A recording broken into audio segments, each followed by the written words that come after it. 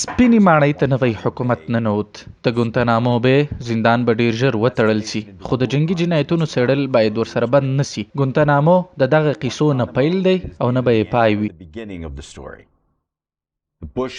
د بوش اداره د نړیوال قانون په ماتولو کې تر ګیټ ماوت تر ابو غریب د سی آی ای له تورو زندانونو وړاندې په دشتي لیلۍ کې رسوا سوه.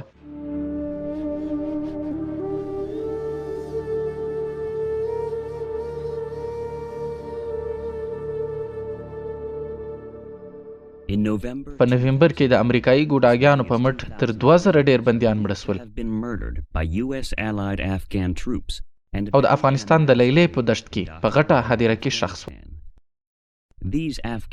دغو افغاني ځواکونو د امریکایانو سره یو ځای عملیات کول. نیویارک ټایمز مجلې په ډاګه کړې چې د بوش ادارې د دغه جنګي جرم په اړه د 3 پلټونو مخه نیولې ده چې دغه حقایق 8 کاله وروسته له دغه پیښې هغه وخت را برسېره سوه چې د بشري حقونو د غړو له لوري یې پټې پلټنې ترسره سوې. یوه پخواني د اف بی آی ایجنټ او نورې سرچینې اعتراف کوي چې کله په 2002 کال کې دغه خبرونه ورکول کېدل نو پخواني د بوش د ادارې غړو د اف بی آی د دفاعي ریاست په مرسته ځینې شواهد له منځه یوړل. دغه قصه د 2001 کال په نومبر کې د افغانستان په شمال کې هغه وخت شروع چې په زرګونه طالب او بهرني جنګیالي او امریکایي او افغاني ګډو ځواکونو او عبدالرشید دوستم ته چې په شمال کې د امریکا یو بدنامه او وحشي ملګری و تسلیم شوه.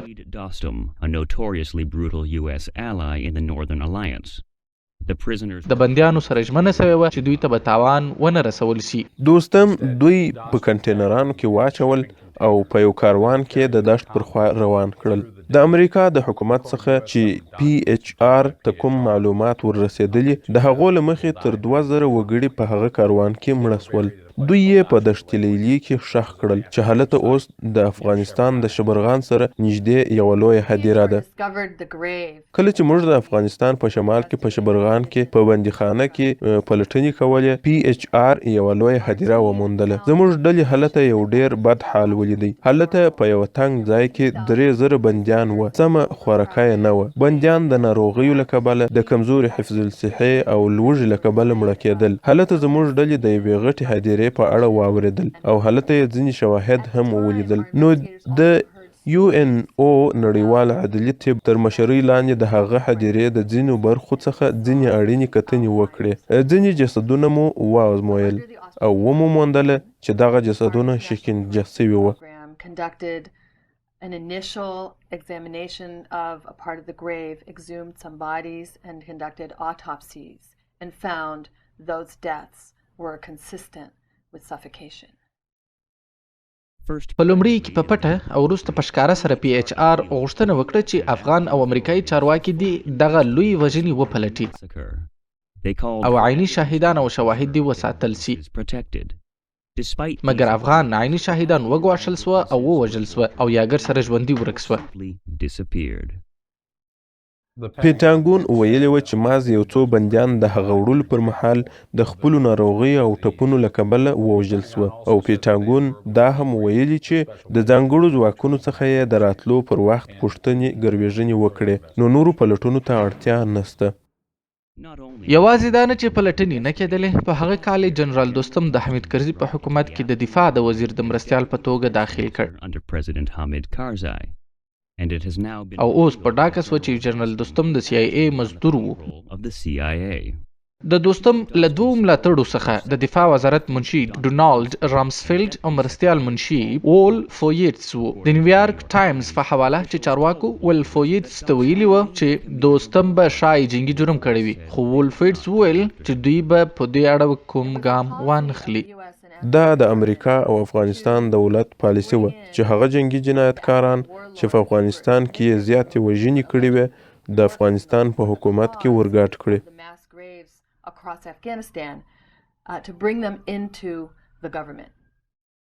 هغه چې د دشتي لیلۍ د ټول وژنې څخه ژوندي پاتې سوي وه هغه د ګونتنامو زندان ته یوړل سوه چیرې چې ډل سپری د ځانګړي ایجنټ او د اف بی آی متحقق په توګه کار کوي. د نیویارک ټایمز له خولې چې هغه ځانګړي ایجنټ سپرای او د د ټیم په ګوانتنامو کې د لسو بندیانو سره مرکې وکړې. د اف بی آی ایجنټ سپرای دغه معلومات په واشنګټن کې د دوی قومندانۍ ته تایید کړه، خو دته وویل سوه چې پلټنه ونه کړي.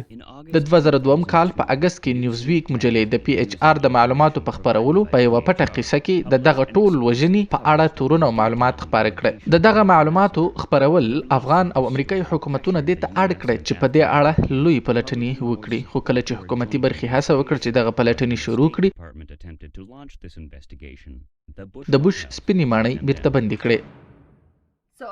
نو په راتلونکي څو کلونو کې پی ایچ آر د دشت لیلیې په هدیره کې د یوې پلټنې د شروع کېدلو دپاره تم و، چې په دغه وخت کې موږ د افغانستان د آزادو بشري حقونو د ادارو سره کار وکړی چې افغانان، پولیس او عدلیې طبوالا وروزو چې دوی وکولای شي په افغانستان کې د دغه هدیرو په اړه نقشې او معلومات راټول کړي. زموږ لویه بیره دا وه چې ښایي یو څوک به راولاړ سي او د دشت لیلیې د هدیرې ټول شواهد به خراب کړي، او دغه ډول موږ د افغان حکومت او امریکا څخه هم د دشت لیلیې په اړه معلومات راټولول. دا چې سپینه ماڼۍ هیڅ یوه پلټنه د دشت لیلیې په اړه نه پرېښودل، نو پی ایچ آر یوه لاره لرل، هغه دا چې د امریکا څخه ټول هغه اسناد وغواړي چې هغه د دشت لیلیې په اړه د امریکا سره پراته وه، خو د بوش ادارې د دوی غوښتنه رد کړه.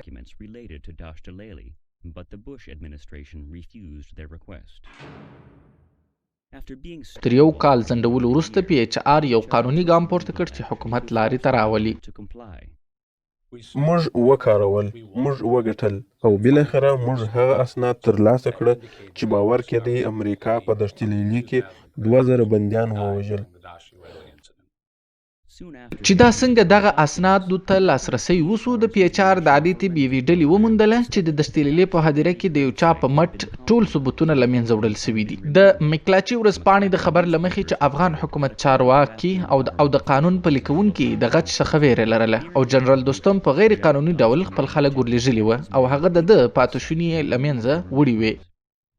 داسې ښکاري چې د دغه هدیرې ډیری شواهد په لوی لاس له منځه وړل سوي دي. د ټولو معلوماتو تر راوتلو وروسته نو بیا دا څنګه کېدلی سي؟ د نیوزویک تر خبر وروسته، د پی ایچ آر تر پلټنې وروسته، تر دې هم وروسته چې یو این یې د ساتنې غوښتنه وکړه، تر دې هم وروسته چې هم امریکایي او هم افغان حکومت یې په اړه د پلټنو غوښتنه وکړه. د نړیوالو قاضیانو په اند چا چې د دشت لیلیې پیښه تر نظر تیره کړې وه، دا د جنیوا د کنونسیون څخه یوه ستره سرغړونه ده او دا یو جنګي جنایت دی. د نړیوال قانون سره سم د جنګي جنایت پټول خپله یو جنګي جنایت دی. د افغانستان څخه تر ګوانتنامو پورې، د اف بی آی څخه تر سپینې ماڼۍ پورې د بوش ادارې دغه پیښه پټه کړه.